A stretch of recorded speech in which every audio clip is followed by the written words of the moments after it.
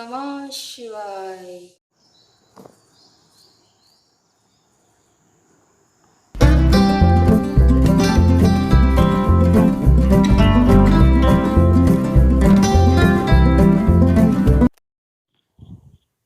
Good morning friend, मेरे YouTube channel पे आप सभी का स्वागत है।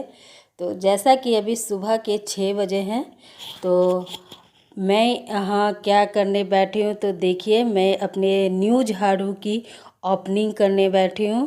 तो न्यू झाड़ू है तो मैं पहले झाड़ू को प्रणाम कर लेती हूँ, क्योंकि ये लक्ष्मी माता है, हमारी अन्न धन में बरकत देने वाली है। तो झाड़ू को हम लोग क्या मानते हैं, लक्ष्मी माता मानते हैं।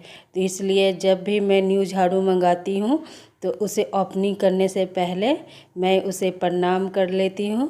और भूल चूक अगर कोई हो, अगर किसी गलती से पाँव लग जाए किसी तरह से भी, तो लक्ष्मी माता माफ़ करे, क्योंकि हमारे घर की सफाई इसी झाड़ू से होती है। तो हम इसे क्या मानते हैं, लक्ष्मी माता मानते हैं। इसे हम दिवाली में पूजा भी करते हैं। तो ये हमारे घर की जो गंदगी होती है वो साफ़ करती है, हमारे घर को शुद्धता बनाती है। तो इसे हमें बहुत इज्जत और सम्मान के साथ फूल झाड़ू को रखना चाहिए।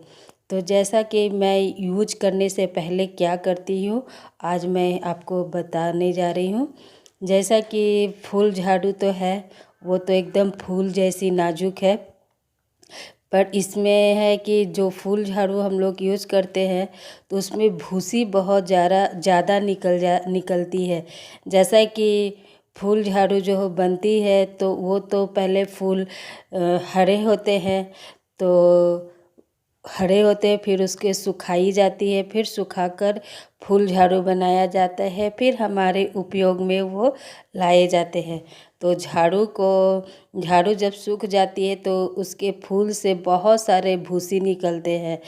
तो ये भूसी जो है, अगर इस तरह डायरेक्ट घर में यूज करो तो सारे घर भूसी भूसी हो जाते हैं, फिर पूरे गंदे हो जाते हैं। तो इसलिए मैं यूज करने से पहले इसकी जितनी भी भूसी है बाहर ही निकाल, तो दोनों हाथों से अच्छी तरह पकड़कर और उसे बीच से पकड़ पकड़ के धीरे धीरे एकदम हौले हौले मैं ऐसे से रगड़ूंगी, क्योंकि ये फूल झाड़ू अगर ज़ोर से करूँगी तो फिर फूल सारे टूट जाएंगे।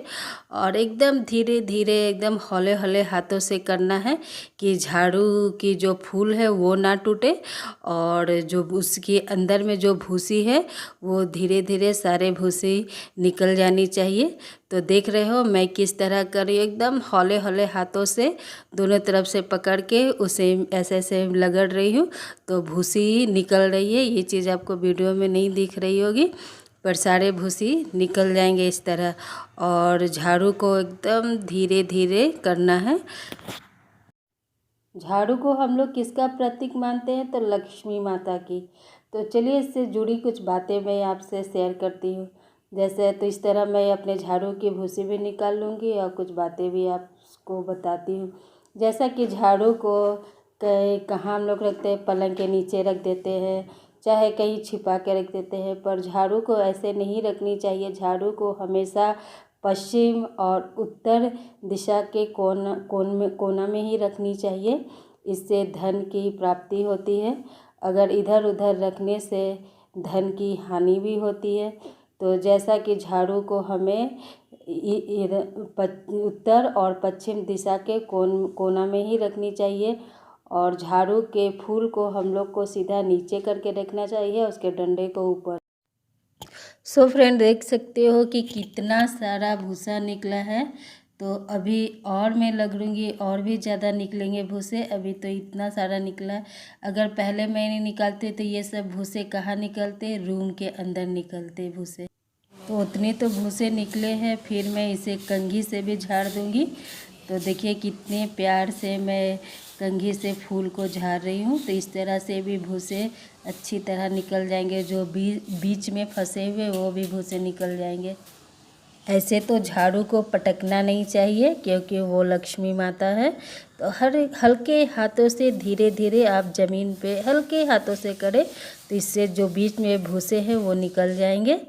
तो यहाँ देख सकते हो कि मैंने दोबारा झाड़ा तो फिर इधर कितने भूसे निकले। तो ऐसा ही फूल झाड़ू में बहुत ज़्यादा भूसे निकलते ही है, तो इसलिए मैं यूज करने से पहले ऐसे ही तरह साफ़ कर लेती हूँ। तो देख सकते हो कितने ज़्यादा भूसे निकले हैं।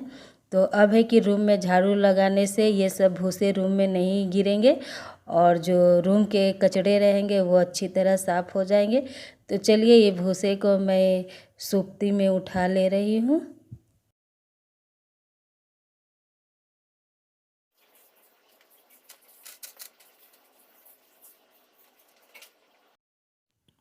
तो ये हमारी पुरानी झाड़ू है, उसी से अभी बाहर के ये सब कचड़े जितने भूसे निकले हैं झाड़ू से वो मैं उठा लेती हूँ। तो देख सकते हो कितना सारा भूसा है। अगर डायरेक्ट इस तरह रूम में बहारती तो सोचिए रूम का क्या हाल होता। तो इस तरह मैं सारे उठा के और ये कचड़े फेंक दूँगी बाहर। तो जैसा कि झाड़ू को देखिए, आप प्रूफ देख सकते हो, आपके सामने ही सारे चीज़ मैंने किया। तो फूल थोड़ी सी 1-2 फूल टूटी है, ज़्यादा नहीं। तो इस तरह कचड़े तो निकल गए भूसी के, हमारे रूम में तो ये नहीं निकलेंगे। तो क्योंकि वो हरा एक फूल होता है, पत्ता नहीं, वो झाड़ ऐसी तरह जिस तरह ये भूसी देख रहे हो ना, हरे में ऐसे खड़े खड़े रहते हैं। तो ये झाड़ू के जो फूल जिससे बनते हैं वो हरा हरा देखने में बहुत धान के खेत के जैसे लगते हैं, पर सूखने के बाद देखो कितना ज़रा भूसी निकलते हैं। तो इस तरह मैं थोड़े से दीवार में भी झाड़ दूंगी कि जो बीच में फंसी भूसी है वो निकल जाए।